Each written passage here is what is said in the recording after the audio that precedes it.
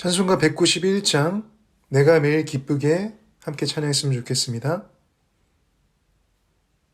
찬송가 191장 내가 매일 기쁘게입니다. 찬양하겠습니다. 내가 매일 기쁘게 순례의 길 행함은 주의 팔이 나를 안보함이요. 내가 주의 큰 복을 받는 참된 비결은 주의 영이 함께함이라. 성령이 계시네, 할렐루야 함께하시네. 좁은 길을 걸으며 밤낮 기뻐하는 것 주의 영이 함께함이라. 전에 죄에 빠져서 평안함이 없을 때 예수 십자가의 공로 힘입어 그 발 아래 엎드려 참된 평화 얻음은 주의 영이 함께함이라. 성령이 계시네, 할렐루야 함께하시네. 좁은 길을 걸으며 밤낮 기뻐하는 것 주의 영이 함께함이라. 나와 동행하시고 모든 염려하시니 나는 숲의 새와 같이 기쁘다. 내가 기쁜 마음으로 주의 뜻을 행함은 주의 영이 함께함이라. 성령이 계시네, 할렐루야 함께하시네. 좁은 길을 걸으며 밤낮 기뻐하는 것 주의 영이 함께함이라. 세상 모든 욕망과 나의 모든 정욕은 십자가에 이미 못을 박았네. 어두운 밤이 지나고 무거운 짐 벗으니 주의 영이 함께함이라. 성령이 계시네, 할렐루야 함께하시네. 좁은 길을 걸으며 밤낮 기뻐하는 것 주의 영이 함께함이라. 성령이 계시네, 성령이 계시네, 할렐루야 함께하시네. 좁은 길을 걸으며 밤낮 기뻐하는 것 주의 영이 함께함이라. 잠깐 기도하겠습니다. 사랑이 많으신 우리 주 예수님, 오늘도 이렇게 함께 기도하게 하심에 감사합니다. 주님의 성령님을 우리에게 보내주시고 성령님으로 우리를 감화 감동하셔서 오늘도 주님의 말씀의 음성을 듣고 주님의 뜻과 영광을 위해 살아가는 우리 예담교회 한 명 한 명 되게 하십시오. 감사합니다. 주님, 예수님의 이름으로 기도합니다. 아멘. 오늘 본문 말씀은 시편 1편 말씀입니다. 복 있는 사람은 악인들의 꾀를 따르지 아니하며 죄인들의 길에 서지 아니하며 오만한 자들의 자리에 앉지 아니하고 오직 여호와 율법을 즐거워하여 그의 율법을 주야로 묵상하는도다. 그는 시냇가에 심은 나무가 철을 따라 열매를 맺으며 그 잎사귀가 마르지 아니함 같으니 그가 하는 모든 일이 다 형통하리로다. 악인들은 그렇지 아니하며 오직 바람에 나는 겨와 같도다. 그러므로 악인들은 심판을 견디지 못하며 죄인들이 의인들의 모임에 들지 못하리로다. 무릇 의인들의 길은 여호와께서 인정하시나 악인들의 길은 망하리로다. 우리 본문 말씀 잠깐 묵상하는 시간 갖겠습니다.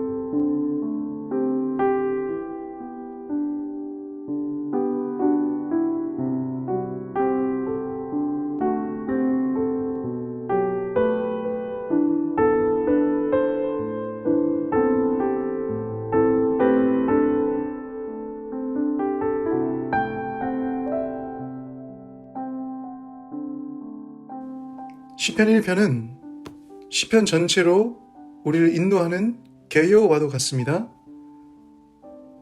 이 시편은 하나님을 예배하는 자들은 그의 율법, 곧 말씀을 순종하는 삶을 살아야 한다는 것을 우리에게 가르쳐 줍니다. 하나님을 예배하는 자들은 하나님의 말씀을 사랑하고 그 말씀을 묵상하는 것이 즐거운 자들이 된다고 이야기하고 있습니다. 하나님은 모든 생명과 축복의 근원 되십니다. 진정한 삶과 복을 살고 누리는 것은 그래서 우리가 하나님의 말씀을 묵상함으로 우리의 참 생명과 축복이신 주님 안에 거할 때 가능합니다. 시편 1장 1절 말씀에 복이 있는 사람에서 이 복이 있는 사람이라는 표현을 진정 행복한 자라고도 표현할 수 있습니다. 우리 삶의 참 복은 진정한 행복이며 이 진정한 행복은 하나님으로 만족하는 삶임을 우리가 이 히브리어 원어적인 의미로 알 수 있습니다. 1절을 보면 또한 시편 전체에서 진정 행복한 자와 불행한 자, 곧 의인과 악인을 명확히 정의하고 구분해주고 있습니다. 1절에서 악인에게 있는 세 가지 성질을 이렇게 알려줍니다. 첫 번째, 악인들의 꾀. 두 번째, 죄인들의 길. 세 번째, 오만한 자들의 자리입니다. 이것을 이렇게도 표현할 수 있을 것 같습니다. 악한 생각, 죄악된 행위, 그리고 교만한 마음이라고도 말입니다.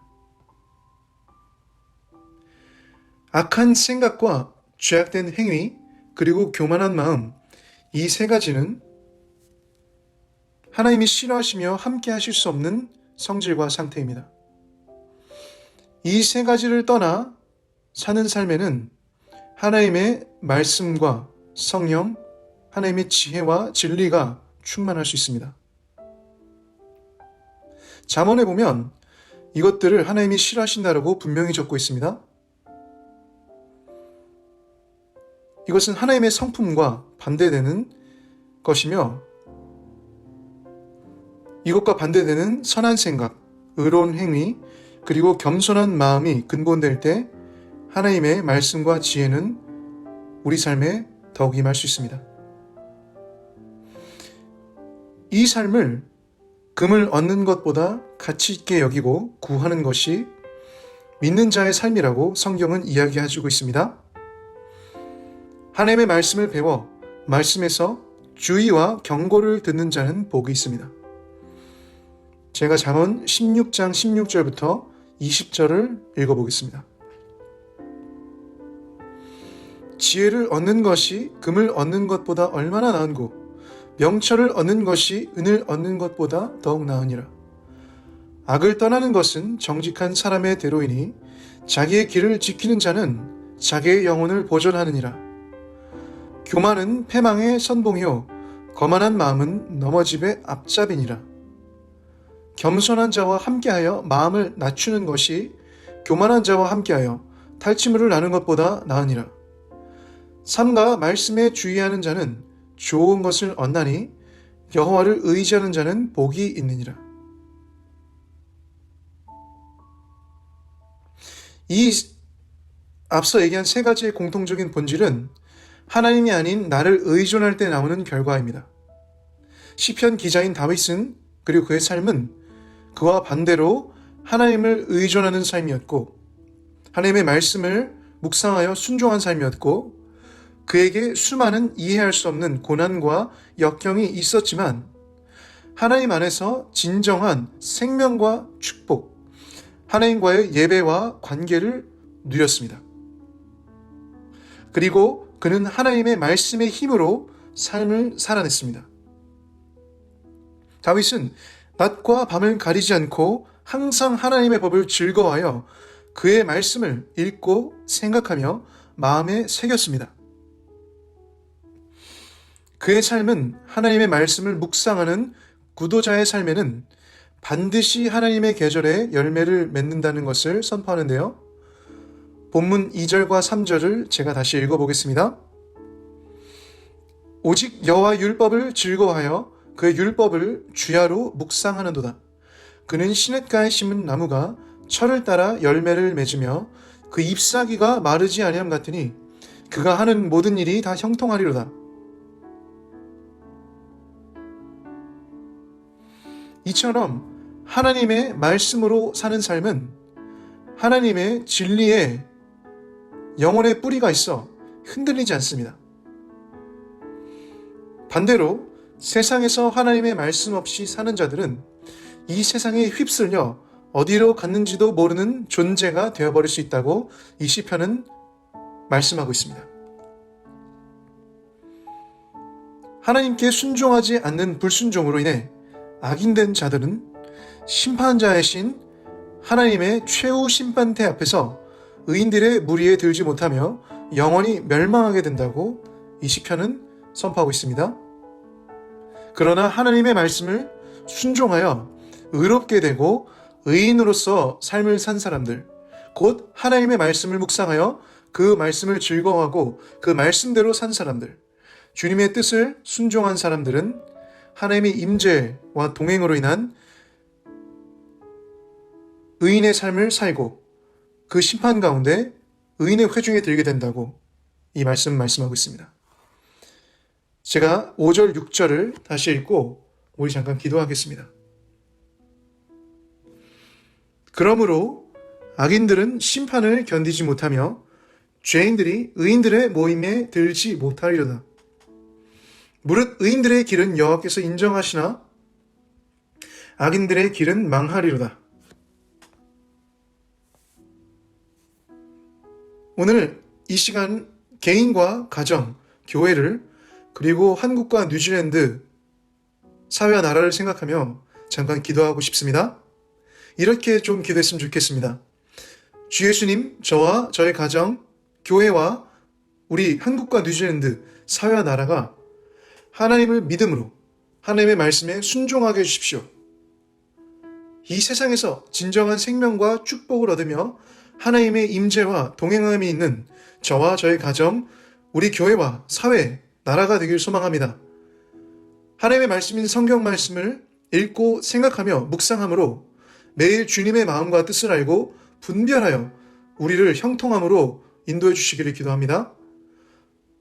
주님의 선한 생각과 의로운 행실, 그리고 겸손한 마음으로 하나님의 지혜가 충만한 삶을 살아 저와 저의 가정, 그리고 저의 교회를, 그리고 우리의 영혼을 죄와 악으로부터 보존하고 하나님의 생명과 축복을 흘려보내는 우리 되게 하여 주십시오. 우리 시간 이렇게 기도하면서 나아가시겠습니다. 기도하시겠습니다.